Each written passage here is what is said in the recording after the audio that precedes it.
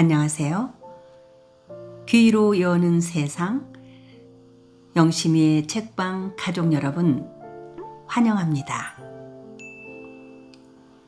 오늘의 작품은 문순태 작가의 타오르는 강, 함께 감상하시겠습니다. 타오르는 강, 문순태 제7부 어둠의 땅.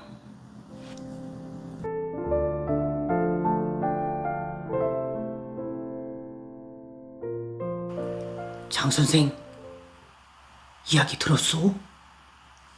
장계동 선생이 출근을 하자 그보다 미리 와 있던 이상수 선생이 그를 교실의 복도 끝으로 불러내어 입을 열었다.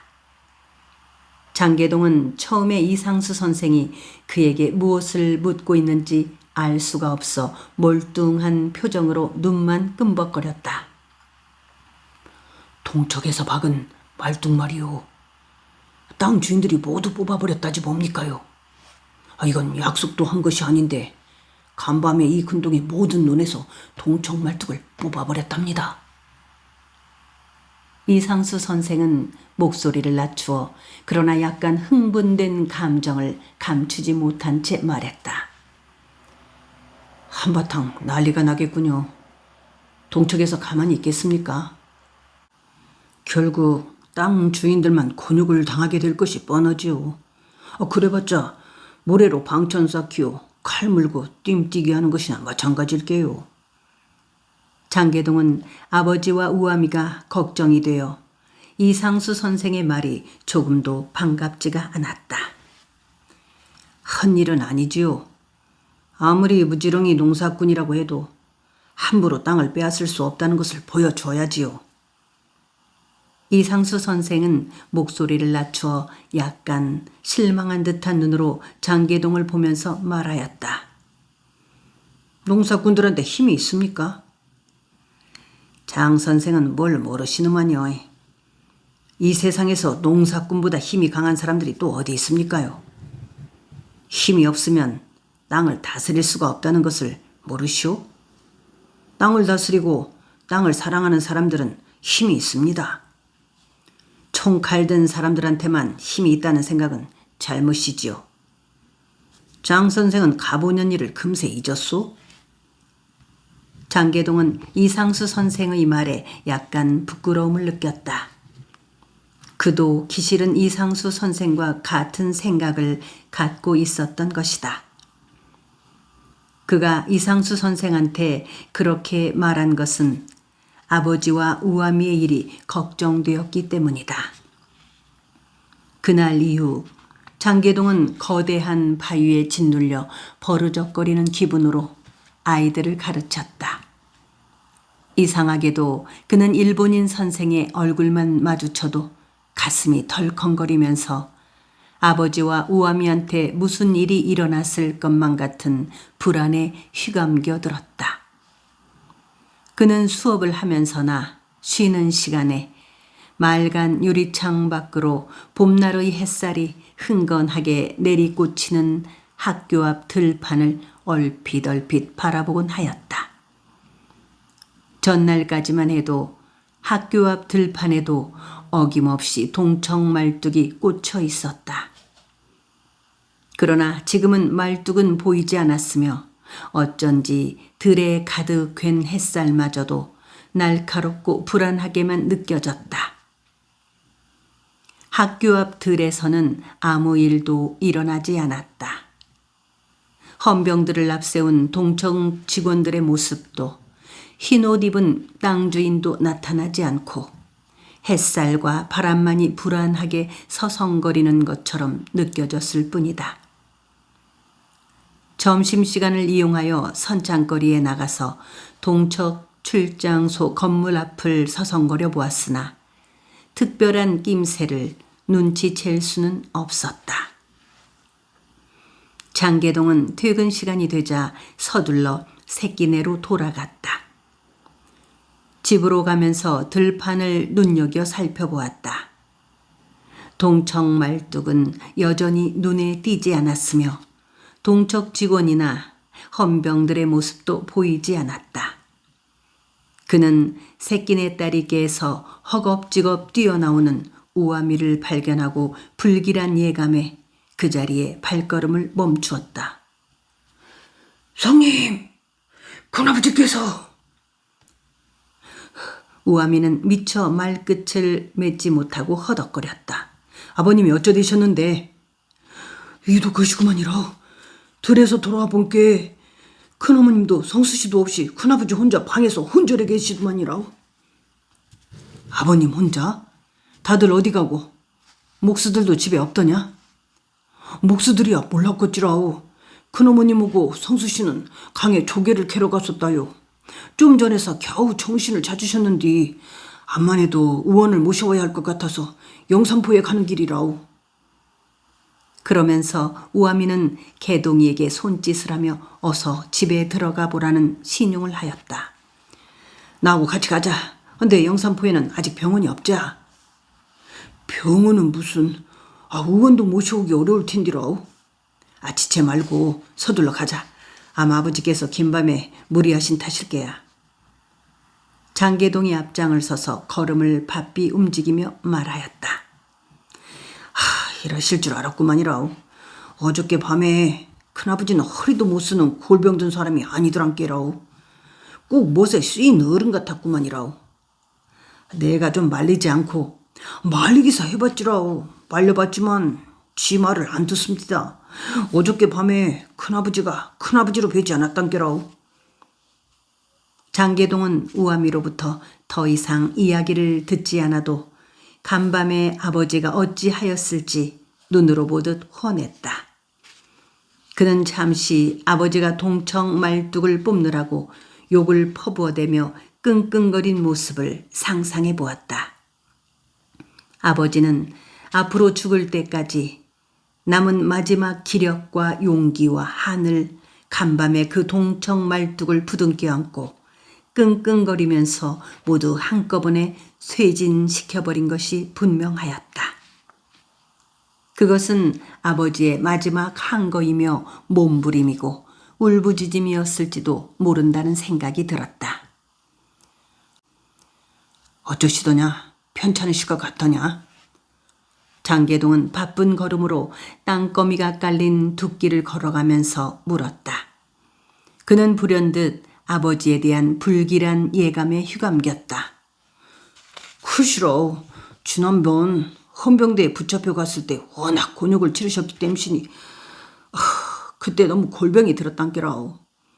그나마도 합수를 많이 마셨기 때문이 개우 운신을 하실 수 있었구만이라오. 나는 큰아버지께서 그때 영락없이 세상 뜨실 것으로 알았구만이라오. 칠복이 영감님이 헌병대에서 바지게에 지고 오던 날을 생각하면 시방도 눈물이 쏟아지려고 한단께요. 큰아버지는 집에 오셔서도 근 달포 동안은 바로 눕지도 못하시고 배를 깔고 엎어져서 살았단께라오. 아이고 독한 놈들, 징그러운 놈들. 그런데 이상하게도 큰아버지는 그때 헌병대에 붙잡혀 가서 곤욕을 치르신 후로라오. 몸은 골골거림시름도 마음은 칼모양으로 날카매지셨겠다는 게.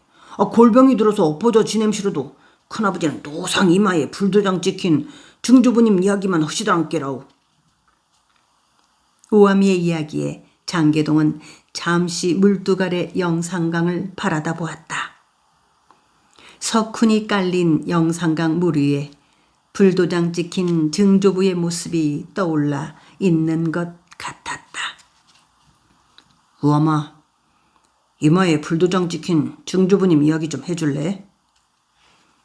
그러면서 장계동은 뒤따라오고 있는 우아미를 돌아다 보았다. 우아미의 얼굴에 봄날 마지막 햇살 한 가닥이 희끔하게 걸려 있었다. 우아미는 어둠이 검실검실 영산강 물너울처럼 일렁이기 시작하는 둑길을 밟고 영산포에 이르는 동안에 장계동이한테 이마에 불도장 찍힌 증조부에 대한 이야기를 해주었다.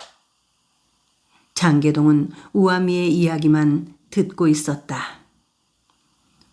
큰아버지 말씀으로는 할아버지께서는 이마에 불도장 찍힌 증조부님을 별로 좋아하시지 않았다고 하시더만요. 이야기를 마치고 한참이 지나도록 장계동이가 아무 반응을 보여주지 않자 우아미 쪽에서 입을 열었다. 장계동은 우아미한테 겉으로는 할아버지가 그랬을는지 모르나 마음속으로는 증조부님을 좋아했을 것이라는 말을 하려다가 그만두었다. 그들은 어느덧 강변 둑길에서 선창거리로 접어들어 손칠만의 싸전 앞을 지났다. 싸전 옆에 정미소가 들어서 근처의 사람들이 북적거렸다. 손칠만은 창의대가 외싸전을 불질러 버린 후 다시 새 집을 지으면서 정미소도 함께 문을 열었다. 옥가모도의 앞다리 노릇을 하고 있는 손칠만은 나주 근동에 여러 명의 미상들을 풀어 고무래질 하듯 겉곡을 긁어 들여서는 새로 문을 연 정미소에서 알곡으로 도정을 한 다음 목포를 경유하여 일본으로 실어내가는 일을 돕고 있었다. 성님, 그 손칠만이라는 사람 이야기 못 들었지요? 이 싸전우고 정미소 진이 바로 부름의 손칠만이란 사람이랍니다. 아우까무도 개똥을 쥐푸덕 뿔봐불었을 적에 건달 손칠만이가 잽싸게 실이 적삼을 벗어갖고 옷가무도 구두에 묻은 개똥을 닦아주고 외사전에 점원으로 들어갔다가 시방은 싸전과 정미소의 진이 되었단 말이라오. 그래서 우리들은 개똥 닦아주고 싸전 진이 된 손칠만을 보고 개똥사장이라고 쑥덕거립니다요. 그런데 개똥사장 손칠만이가 우리 아버지 옛날 친구랍디다. 그래서인지 가끔 우리 집에 쌀가마니를 보내주지라오. 그런데 큰아버지께서는 그 사람이 집에 쌀가마니를 보내오는 것을 늘 껄쩍지근하게 생각하신단말이라오. 큰아버지는 그 개똥사장을 외놈한테 쓸개를 떼어준 사람이라고 합디다. 장계동은 우아미의 이야기를 듣고 잠시 정미소 앞에 걸음을 멈추고 서서 남포등이 푸르스름하게 출렁이고 있는 싸전과 정미소 안을 유심히 들여다보았다. 우아미가 그를 끌어당기지 않았더라면 개똥이는 언제까지나 정미소 앞에서 있었을지 몰랐다. 우아미가 안내한 송의원집은 손칠만의 싸전 앞을 지나 동척 출장소 건물 맞은편 고삿 끝에 있었다. 집 앞에 큰 은행나무가 초가지붕보다 2배쯤 높이로 거뭇한 회색빛 초저녁의 하늘을 향해 키재기를 하고 있었다. 잠시 후 장계동이가 만나본 송의원은 집 앞에 높은 은행나무에 비해 몸피가 왜소한 땅딸 보였다. 키 작은 송의원은 장계동이가 자신의 신원을 말하고 새끼네까지 동원하여 택진해 줄 것을 청하자 쇳소리 나는 목소리로 병자가 어떻게 아픈가를 여러 번 묻고 나서는 양태가 좁직한 갓을 삐뚤음이 쓰고 앞장을 섰다. 개동이와 우아미가 영산포에 나가 의원을 데리고 집에 당도했을 때 개동이 아버지 웅보는 어느 사이에 일어나 벽에 등을 기대고 앉아서 곰방대를 빨고 있었다. 그는 연신 콜록거리면서도 곰방대의 연기를 빨아 깊숙이 삼켰다가 내뿜곤 하였다. 의원은 요모조모로 되작거려가며 웅보를 진맥해보더니 장독이 몸속으로 파고들어 장기에 퍼져 있는 데다가 기력이 너무 탈진하였기 때문에 몸속의 장독을 풀어주면서 몸을 보하는 약을 장기간 복용해야 회복할 수 있다고 하였다. 의원은 그러면서 밤에 조약을 해놓을 터이니 다음 날 아침 일찍이 찾아와서 탕약을 가져다가 다려 먹이라고 이르고 일어섰다. 개동이는 의원을 새끼네 딸이까지 배웅해주면서 당약값은 얼마라도 아끼지 않을 것이니 아버지의 병을 고칠 수 있도록 도와달라고 당부하였다. 그러나 의원은 장독이 워낙 깊이 장기 속으로 파고들었을 뿐만 아니라 기력이 탈진하여 쉽게 회생하기는 어려울 것 같다고 말하였다. 개동이는 의원을 배웅해주고 집으로 돌아오면서 당약을 써보아서 효험이 없으면 아버지를 목포에 있는 양의원으로 모셔가서라도 병을 고쳐야겠다고 결심하였다. 개동이는 어떤 일이 있어도 아버지의 삶이 여기서 끝나서는 안 된다고 생각하였다. 지금 아버지를 잃어버리면 개동이가 애써서 영산포에 돌아온 것이 허사가 될 것이라고 생각한 것이다. 그가 새끼네 사람이 되기 위해 이 땅에 뿌리를 내리기 위해서는 앞으로 오랫동안 아버지라고 하는 땅이 필요한 것이기 때문이었다. 지금 아버지를 잃게 되면 그는 새끼네에 뿌리를 내리지 못하고 다시 부초처럼 흐느적거리게 될 것 같았다. 어떻게 하여 찾아온 아버지인데 여기서 잃어버릴 수는 없는 노릇이었다. 그는 아직 아버지의 그늘 밑에 있고 싶었다. 개동이가 의원을 배웅해주고 초막에 들어왔을 때 아버지는 다시 일어나 벽에 등을 기대고 앉아서 곰방대를 삐역삐역 빨아대고 있었다. 그 곰방대 좀 그만 빠르시지요. 기침에는 담배가 해롭다는 것을 아시지 않는가요? 개동이는 초막 안에 들어서자 안타까워하는 눈으로 아버지를 보며 매달리는 목소리로 말하였다. 내 병은 내가 잘 안다. 내가 시방까지 죽지 않고 살아있는 것은 이 곰방대 덕이다. 이 곰방대가 내 시름을 이겨내 주었어. 몸에 퍼진 장독을 이 곰방대가 없어준 거여. 웅부는 개동이의 말에 더욱 입술에 힘을 주어 곰방대를 빨았다. 기침에 해로우시다니까요. 그러고 의원 말로는 장독이 없어진 것도 아니고 몸속에 장기로 퍼졌다고 안 하던가요. 이러다가 큰일 당하시면 어쩌려고. 개동이는 그러면서 우아미와 큰어머니를 번갈아 보았다.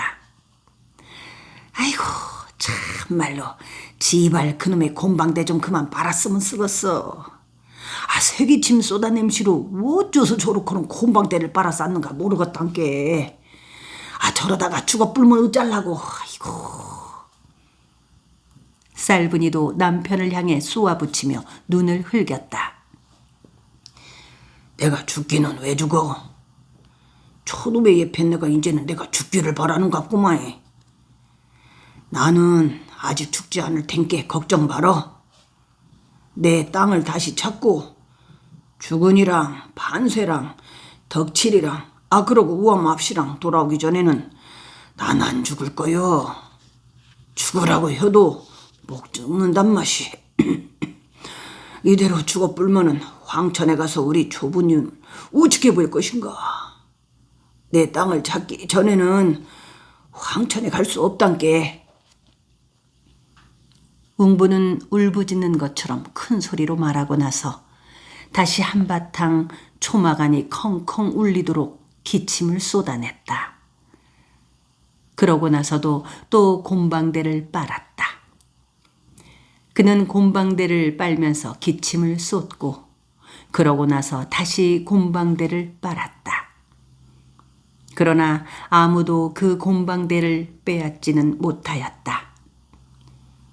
언젠가 한번 그의 아내 쌀분이가 그 곰방대를 감춰버렸다가 날벼락이 떨어진 후로는 감히 그것을 빼앗거나 감추지를 못하는 것이었다. 다음날 아침나절 새끼네 헌병 5명과 동척 직원 10명이 몰려왔다. 새끼네 사람들은 이런 일이 있을 것으로 미리 예상하고 있었기 때문에 별로 놀라거나 당황하지 않았다. 동척 직원들은 총을 든 헌병들을 앞세우고 새끼네 집집에 들이닥쳐서는 동척 말뚝을 뽑아버린 사람이 누구냐고 윽박질렀다. 처음에는 아무도 나서지 않았다. 그러자 동척 직원들은 집에 있거나 들에서 이양 준비를 하고 있는 남정네들을 새끼네 딸이 옆 팽나무 밑에 모이게 하였다. 웅보는 기동을 할 수 없을 정도로 병이 깊어 그곳에 나가지 못하였고 마침 우아미도 아침에 개동이를 따라 송이원댁 탕약을 지으러 가고 없었다. 새끼네에 몰려온 동척 직원들 중에는 물론 양만석이도 끼어 있었다. 새끼네 사람들은 양만석이가 온 것을 알고 칠복이 영감을 웅보한테 보내 양만석이를 만나서 사정을 해보라고 하였으나 웅보는 한마디로 잘라 거절을 하였다. 양만석과 웅보 관계를 알 턱이 없는 쌀분이까지도 웅보한테 양만석을 한번 만나보라고 설득을 하려 들었지만 웅보는 그런 아내에게 화를 내기까지 하였다. 웅보는 양만석을 만나보고 싶지가 않은 것이었다. 또 양만석을 만난다 해도 그가 새끼네 사람들의 편을 들어줄 사람이 아니라는 것을 잘 알고 있는 터이라 굳이 그에게 비굴하게 통사정을 하기가 싫었던 것이다. 그리고 무엇보다 중요한 것은 양만석이 쪽에서 웅보가 그의 앞에 나타나서 머리를 숙이고 사정하는 것을 달갑지 않게 생각한다는 것 때문에 그는 양만석을 만나고 싶지가 않은 것이었다. 그날 새끼내 온 양만석은 마을 사람들을 모아놓고 일장 연설을 하였다. 그것은 연설이라기보다는 협박이었다. 그는 연설을 하기 전에 마을 사람들을 둘러보고 나서는 장웅보 그 사람은 왜 여기 없소? 하고 날카롭게 목소리로 따져 물었다. 웅보 그 사람이 많이 아픕니다요. 어저께 밤에 의원이 댕겨갔고 조카인 우아미가 영산포로 탕약을 지으러 갔구만이라오. 안 그래도 웅보 그 사람 양주사님이 오셨다는 말을 듣덕만 꼭 양주사 어른을 만나고 싶다고 하더만이라오. 칠복이 영감이 웅보가 하지 않은 말까지 늘어놓아서야 양만석은 더 이상 웅보의 불참을 추궁하지 않았다. 또 우리 동양척식은 천황폐하의 뜻을 받들어 조선의 농업을 진흥시키고 물산을 장려하기 위하여 막대한 자금을 들여서 만든 것이오. 우리 동양척식은 그러니까 조선의 농민들을 보다 잘 살게 하기 위한 목적으로 설립한 것이라 이것이오. 다시 말해서 동양척식 회사는 궁토로 넘어가 버린 궁산면의 토지를 비싼 값에 매수하여 여러분들이 마음 놓고 농사를 지을 수 있게 한 것이라 이것이오. 그런데도 몰지각한 작자들이 일본을 싫어하는 심보로다가 동척에서 세운 팻말을 몽땅 뽑아버렸다 이것이오. 그러니까 동척 팻말을 뽑아버린 작자를 총칼을 들고 일본 사람들과 싸우기를 자청했던 적도들보다도 다를 것이 없이 불순한 사람들이라 이것이오. 앞으로 또 한 번 팻말을 뽑는 사람들은 적도 취급을 하여 다룰 것이며 그 사람들에게는 소작권도 주지 않을 뿐만 아니라 지금 살고 있는 집에서 쫓아내고 말 것이오. 시방 여러분들이 살고 있는 집터나 여러분들 선조가 묻혀있는 맷자리도 모두 우리 동양척식회사 소유라는 것을 명심하고 경거망동하지 않기를 바라는 것이오. 내 말 알겠소? 양만석은 일본 사람들 흉내를 내면서 상반신을 뒤로 젖히고 일장 엄포를 놓는 말을 하고 나서는 새끼네 사람들을 휘휘 쓸어보았다. 새끼네 사람들은 멀뚱멀뚱 눈을 껌뻑거리며 양만석을 보고만 있었다. 그들의 얼굴에 절망감도 분노도 나타나 있지 않았다. 아무런 감정도 표정에 드러나지 않은 것이었다. 그들은 삶에 지쳐있는 모습이었다. 그들은 너무 지쳐 있었기 때문에 당장 총뿌리를 가슴팍에 들이대며 목숨을 거두겠다 할지라도 눈 하나 깜짝하지 않을 듯 싶었다. 또 내일까지 여러분들이 뽑아 없애버렸던 동척 팻말을 다시 그 자리에 세우도록 하시오. 만약 내일까지 세우지 않을 시는 소작권도 주지 않을 뿐만 아니라 지금 살고 있는 집에서 쫓아낼 것이며 조상의 무덤도 파서 없앨 것이고 적도들과 똑같이 붙잡아서 신장로 노역판에 보낼 것이오. 알겠소? 왜 대답이 없소? 양만석이 새끼네 사람들을 무섭게 노려보며 윽박질렀으나 그들은 모두 고개를 숙인 채 말이 없었다. 덜어는 고개를 처박고 앉아서 땅이 무너지도록 한숨만 쏟아냈고 덜어는 멀뚱한 시선으로 새끼네 들판을 하염없이 바라보기만 할 뿐이었다. 내 말을 알았소? 알았으면 대답을 하시오.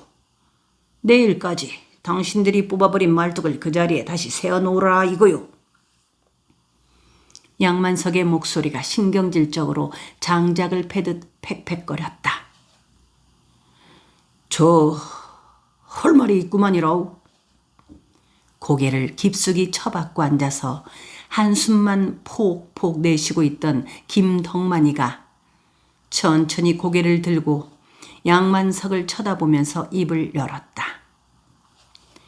나이 19인 그는 몸피가 엄장하여 힘골 깨나 써 보임직하였다. 그 역시 새끼네 마을 사람들과 함께 동척 말뚝을 뽑아서 영산강에 처박아 버린 사람 중에 하나였다. 그는 새끼네 마을 사람들이 어떻게 물뚝을 쌓아서 버려진 갈밭을 일구어 논을 만들었는지를 알고 있었다. 물론 새끼네 사람들이 그 땅을 일구었을 때 덕만이는 아직 세상에 태어나지도 않았었지만 아버지 어머니를 통해서 20여 년 전 새끼네 사람들이 두레살이를 하면서 물뚝을 쌓았다는 이야기를 귀에 못이 박히도록 들어왔다. 할 말이 있다고? 그래, 무슨 말을 하겠다는 겐가? 양만석이 이맛살을 찡그리며 김덕만을 찔러보았고 새끼네 사람들은 평소에 말수가 적을 뿐만 아니라 남의 앞에 나서기를 꺼려하던 덕만이가 웬일인가 싶은 얼굴로 서로의 얼굴을 번갈아 보며 누나를 휘굴렸다. 쥐가 우리 아버지 어머니한테 듣기로는 새끼네들의 땅은 새끼네 사람들이 피땀 흘려감시로 몇 년 동안 물뚝을 쌓아갖고 맹근 것이라고 합디다. 그런 땅이 주인도 모르는 사이에 궁터가 되어버렸고 재판을 걸어서 이 땅의 주인은 새끼네 사람들이라는 판결도 받았다고 합디다. 그런데 뜬금없이 요번에는 일본 사람들이 와갖고는 동척인가 뭔가 하는 일본 사람들 것이라고 말뚝을 박았단 말입니다요. 이 땅 주인이 새끼네 사람들이라는 것은 하늘도 알고 영산강도 아는 사실이라 이것입니다요. 놈들 땅에다가 주인 허락도 없이 이것은 내 땅이다 하고 말뚝을 받은 그런 사람들이 잘못이지 새끼네 사람들 잘못은 아니로구만요. 김덕만은 큰 소리로 말하고 나서 동의를 구하기 위해 새끼네 사람들을 둘러보았다. 모두들 고개를 끄덕거렸다. 그들은 덕만의 또박또박 조리 있는 말솜씨와 용기에 감탄하면서 저마다 고개를 커다랗게 끄덕거렸다. 덕만이의 이야기를 듣고 나서야 비로소 새끼네 사람들의 얼굴에는 영산강 물러울 같은 생기가 넘실넘실 되살아난 듯 싶었다. 김덕만과 새끼네 사람들은 그러나 한편으로는 후련하고 다른 한편으로는 약간 겁을 먹은 표정으로 양만석의 일그러진 얼굴을 훔쳐보았다.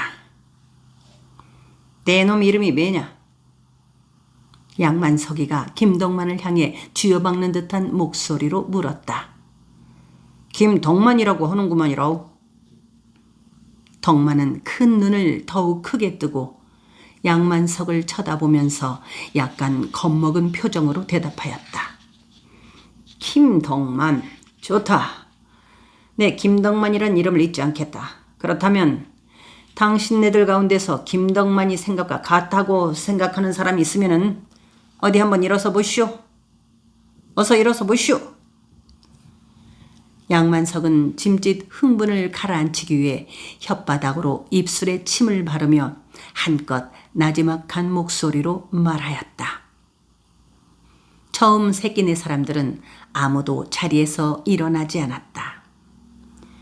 김덕만이와 같은 생각을 하고 있는 사람이 없다 이거지요. 양만석이가 이번에는 언성을 높이며 되물었다. 아니고 뭐 지로 덕만이 생각과 같구만이라오. 컬컬한 목소리로 말하면서 일어서는 사람은 칠복이 영감이었다.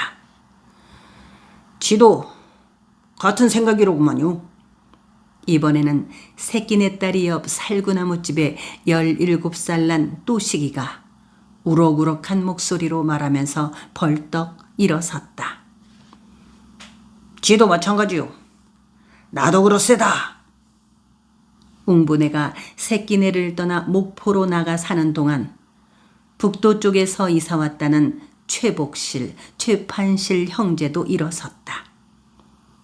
복실이 형제는 전라북도 정읍 말목구비에서 살다가 그의 아버지가 동학군에 가담하여 고향을 떠나 떠도름하던 끝에 새끼네까지 흘러들어왔다. 이렇게 하여 일어선 사람이 모두 5사람이었다.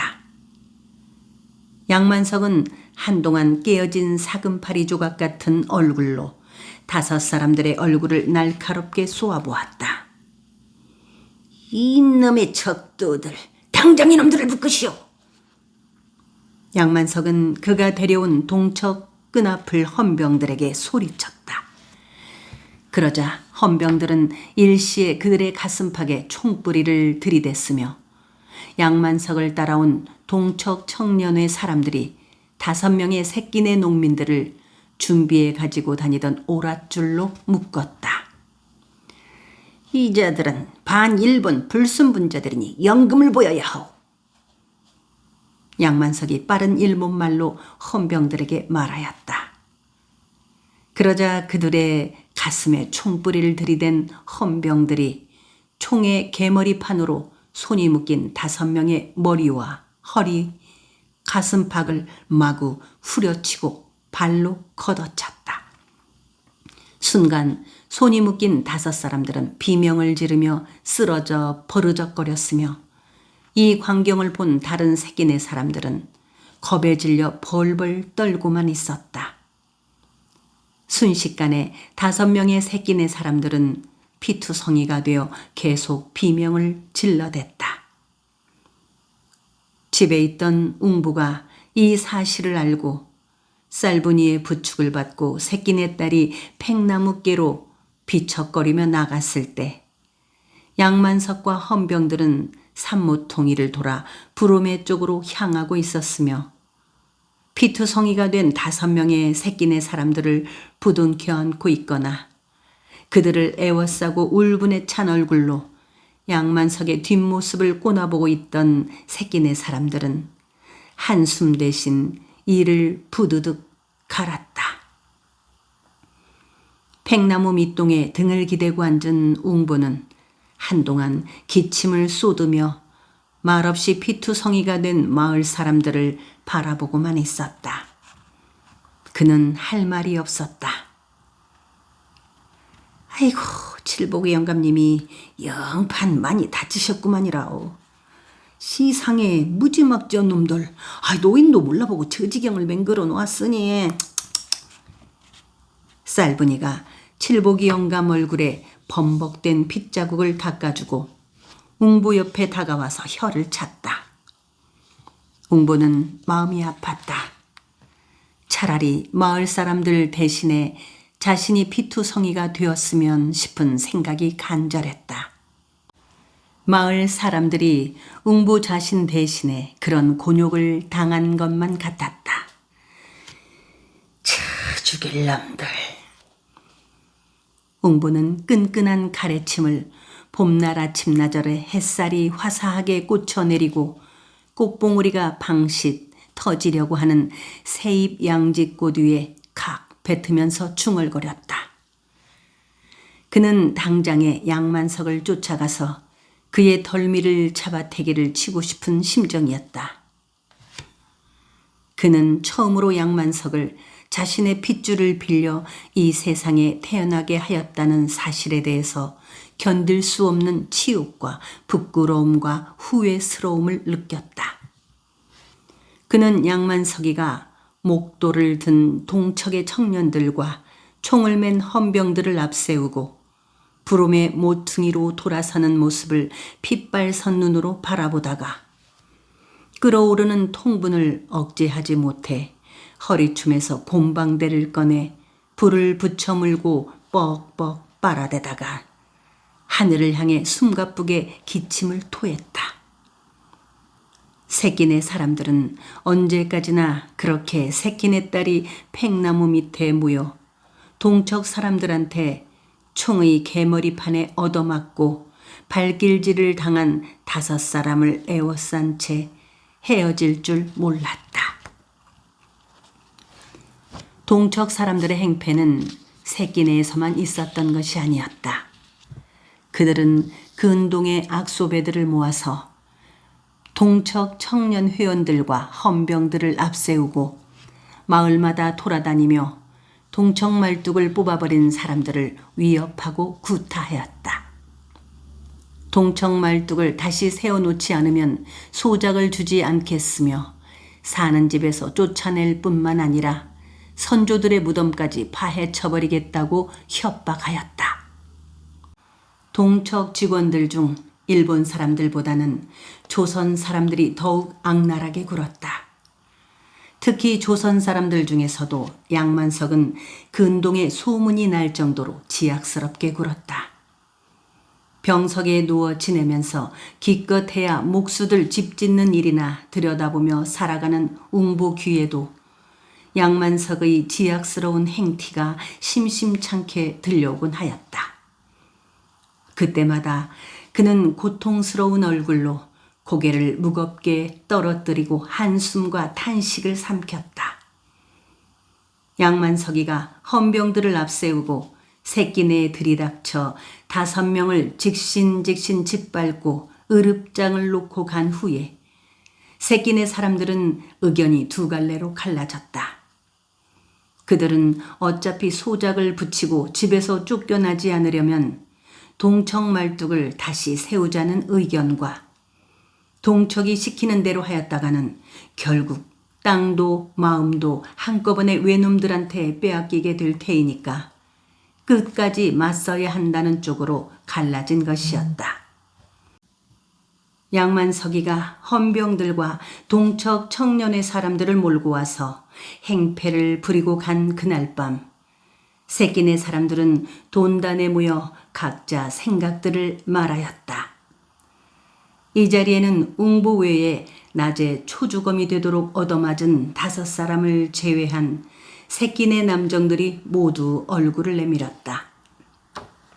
아녀자들도 몇 사람 남정들이 쭈그리고 앉아있는 풀섭에서 조금 떨어진 가죽나무 밑에 팔짱을 끼고 초조한 모습으로 서성거리면서 남정들이 큰 소리로 주고받는 이야기를 듣고 있었다.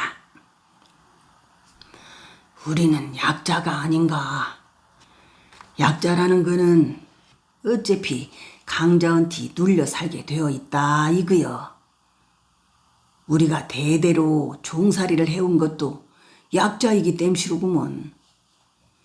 그려서 하는 말인데 어쨌거나 우리는 농사를 지어야 할 입장이고 보니께 동쪽 사람들 시키는 대로 따르는 것이 상책이 아닌가 싶다 이 말이구먼.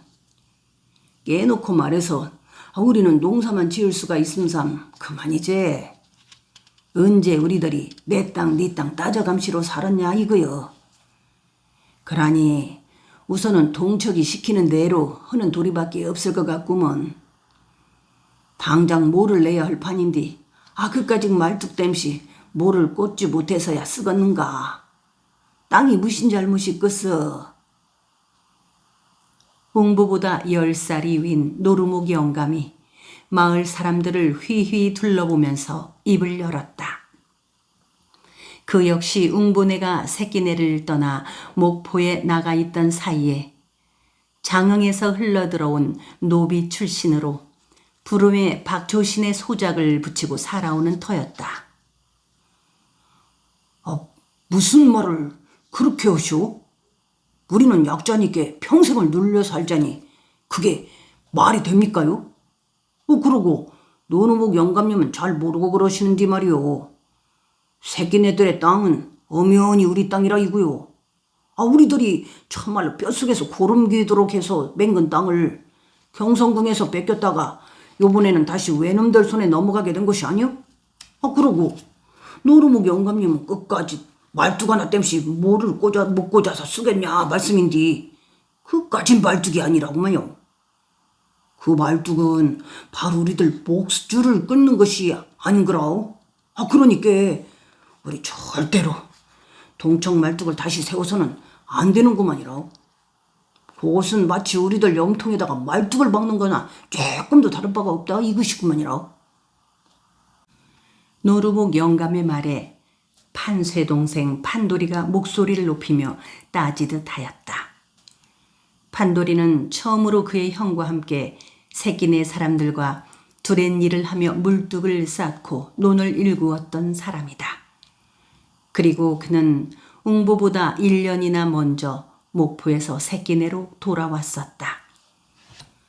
그는 경선궁으로부터 소작권을 위탁받은 박초씨를 찾아가서 지난날 그들이 피땀 흘려가며 일구었던 자신들의 땅을 부쳐 먹을 수 있게 해달라고 이마가 땅에 닿게 머리를 조아리며 비대발괄 빌어 어렵게 다선맞이기에 도진론을 얻어냈다. 판돌이는 오래전부터 가족을 동생인 자신에게 팽개치듯 하다시피 하고 장타령꾼이 되어 남쪽 끄트머리 갯가를 떠도름한다는 판쇠 형님이 새끼네로 다시 돌아올 날만을 기다리고 있는 터였다. 그는 판쇠 형님이 다시 새끼네로 돌아오게 하기 위해서도 땅을 다시 찾아야 한다고 믿었다. 그는 판쇠 형님이 가족을 동생한테 떠맡기고 정처 없이 떠도름하게 된 것도 따지고 보면 그들이 목숨을 걸고 일구었던 땅을 경선궁에게 빼앗기고 나서 용기와 꿈과 자신감을 한꺼번에 잃어버렸기 때문이라고 생각했다. 판돌이 박센 말이 옳구만이라오. 시방 우리는 뭐를 꽂느냐 못 꽂느냐 하는 것이 문제가 아니구만이라오. 중요한 것은 우리 땅을 찾느냐 못 찾느냐 하는 것이구만이라오. 옳거니 우리는 지금까정 뭐 한 폭이 논에 꽂지 않고도 살아왔던 때가 있었지. 마을 사람들 몇이 판돌이의 의견에 찬동을 표시하였다. 아니 그러면 이대로 음실하게 굶어 죽어 불자 이것이오? 농사를 짓지 못하면 굶어 죽기밖에 더 오겠소. 굶어 죽기로 엄사 간단한 문제지만 그것이 어디 그리 쉬운 일이단가요? 노루목 영감을 따라서 새끼네에 흘러들어와 경선궁에 빼앗긴 새끼네 사람들의 땅을 부쳐먹고 사는 전달추리가 엄장한 체구를 버릇처럼 앞뒤로 흔들면서 말했다. 원래 포수 출신이었던 그는 노루목 영감과 처가부치가 되는 사이로 불지를 잘못하여 생사람을 죽게 한 후 사냥질을 그만두고 노루목 영감을 따라 새끼네에 정착하였다.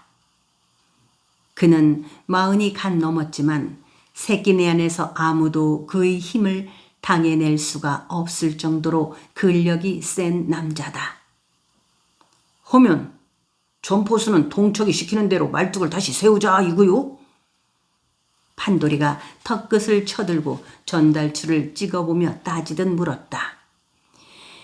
내 생각은 어쨌거나 농사는 지어야 쓰겠다 그러고만 말뚝을 다시 세워놓지 않으면 농사를 못 지켜오고 시방 사는 집에서 쫓아내불겠다는 양주사 말 못 들었는가? 전포수는 능질거리는 말투로 판돌이의 물음에 대꾸를 하면서 흘금흘금 마을 사람들의 눈치를 살폈다. 안 되는구만요. 우리는 죽는 한이 있어도 동쪽 말뚝을 다시 세울 수가 없으라우. 그것은 우리들 명주를 자진해서 끊는 것이나 마찬가지구먼이라우. 어른들의 말에 한동안 잠자코 귀를 기울이고만 있던 우아미가 전포수를 향해 큰 소리로 말했다. 그러자 전달출의 얼굴이 선불 맞은 산돼지처럼 무섭게 일그러졌다. 전포수의 눈길이 어찌나 서슬퍼렇게 보였던지 우아미 옆에 서 있던 장계동의 가슴이 철렁했다. 뭐시여? 이 맞박에 피도 안 마른 놈이 누구한테 대들어? 이 버르장머리 없는 호로 자식아! 전포수가 우아미를 무섭게 노려보며 목청껏 쏘아붙였다. 전포수의 기세에 마을 사람들은 잠시 숨을 죽였다. 호로 자식이라뇨? 말 다 했어? 우아미가 전포수의 말꼬리를 물고 늘어졌다. 장계동이는 그런 우아미의 옆구리를 가볍게 찌르고 나서 그냥 집으로 끌고 가려고 하였다. 그러자 우아미는 그런 개동이의 손을 뿌리치며 눈심지를 빳빳하게 고추 세워 전포수를 맞고나 보는 것이었다. 이런 호로자석 보라니. 내 놈이 호로자석이 아니고 매냐 이놈아. 그러면서 전포수가 와락 우아미의 멱살을 잡아 당장에 메어칠 기세였다. 참으시오. 지 아우놈이 잘못했구만요. 옆에 있던 개동이가 전포수의 손을 잡으며 사정을 하였다. 성님은 상관 마시오. 나는 잘못한 일이 없은게 한번 따져볼라요. 그래, 내가 어째서 호로자석이란 말이오? 우아미는 그렇지 않아도 압이 없는 것도 서러운 판에 후레자식이라는 말을 듣게 되자 마음이 울컥해진 것이었다. 우아미가 멱살을 댕댕하게 잡힌 채 큰 소리로 다시 따지듯 하자 전포수는 장계동의 몸으로 밀쳐버리고는 멱살을 잡은 오른손을 거칠게 흔들어댔다. 우아미는 목구멍이 죄어들자 캑캑거렸다.